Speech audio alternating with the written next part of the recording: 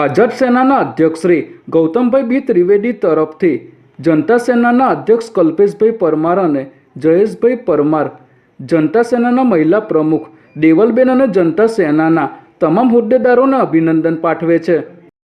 જનતા સેનાના આ મહાનુભાવો દરેક સમાજની સમસ્યાઓને પોતાની સમજીને તેનો ઉકેલ લાવવા માટે અથાગ પ્રયત્નો તેમજ દરેકને સાથે લઈને ચાલી રહ્યા છે. ત્યારે આવા સરાહનીય કામ બદલ ખૂબ ખૂબ ગૌરવ અને આનંદનો અનુભવ કરે છે.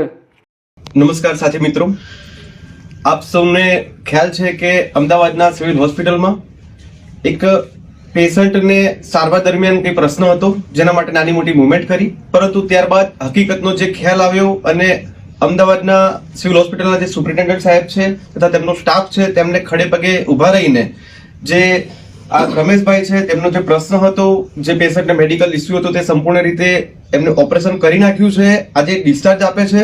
પરિવાર સાથે જે વાતચીત થઈ તે પ્રમાણે સિવિલ હોસ્પિટલના જે ડોક્ટર્સ છે, તે સ્ટાફ છે, તે તમામ લોકોએ ખૂબ જ કાળજીપૂર્વક સાથ અને સહકાર આપ્યો. ન કેવલ અમને બીજા પેશન્ટ જોડે પણ સાથ અને સહકાર આપે છે. તો સુપ્રિન્ટેન્ડન્ટ સાહેબનો ખૂબ ખૂબ આભાર માનું છું, સાથી ડોક્ટર મિત્રોનો પણ આભાર માનું છું. વધુમાં એક મેસેજ આપવા માંગુ છું કે ઘણીવાર એવા નાના મોટા પ્રશ્ન બનતા હોય, વહીવટમાં જ્યારે પબ્લિક એડમિનિસ્ટ્રેશનની વાતો હોય તો ઘર્ષણ ના ઘર્ષણ આ બધું થતું જ હોય છે, અને એ અમે એના માટે છીએ. પરંતુ હરેક સિક્કાની બે સાઈડ હોય છે. એક પોઝિટિવ સાઈડ પણ આપણે જોવી જોઈએ કે સિવિલ હોસ્પિટલની અંદર લાખો લોકો આવે છે, તેમને સારવાર મળે છે અને ત્યારબાદ સાજા થઈને જાય છે. તો તમામ લોકોને હું એ જ કહેવા માંગુ છું કે કોઈ પણ જગ્યાએ લાઈક આ સિવિલ હોસ્પિટલ નહીં, કોઈ પણ આ રીતની હોસ્પિટલ હોય, પોઝિટિવ એટીટ્યુડ વિચારીને મનમાં આગળ વધો.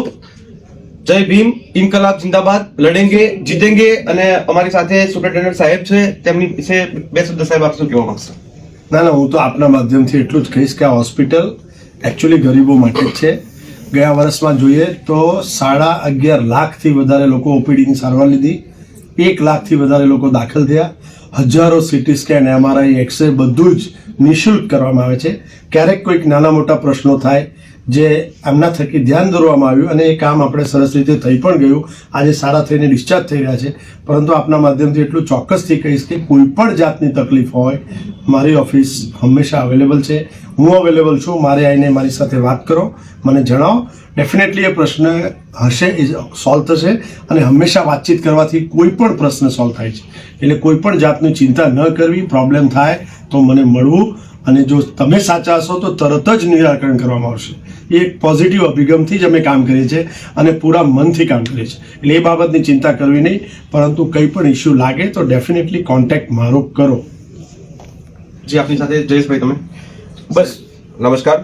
કલ્પેશભાઈ અને સુપ્રિન્ટેન્ડન્ટ સાહેબે જે વાત કરી કે જે પેશન્ટને સારી સુવિધા મળી છે અને ઓપરેશન સફળતાપૂર્વક પાર પડ્યું છે, અને સાહેબે સતત આપણા સંપર્કમાં રહ્યા છે, આપણને એની દરેક વાતની માહિતી આપણને જણાવી છે. એમના માટે ડોક્ટર્સનો આપણે આભારી છીએ, ન્યુરોસર્જન સાહેબનો પણ આભારી છીએ. અને ખાસ દોશી સાહેબ રાકેશ દોશી સાહેબનો ખાસ સતત કામ કરતા રહે છે. એમના માટે ખૂબ ખૂબ ધન્યવાદ અને આભાર. જનતા સેના તરફથી અને જનતા તરફથી એકવાર તાલી એમના પાડી દો.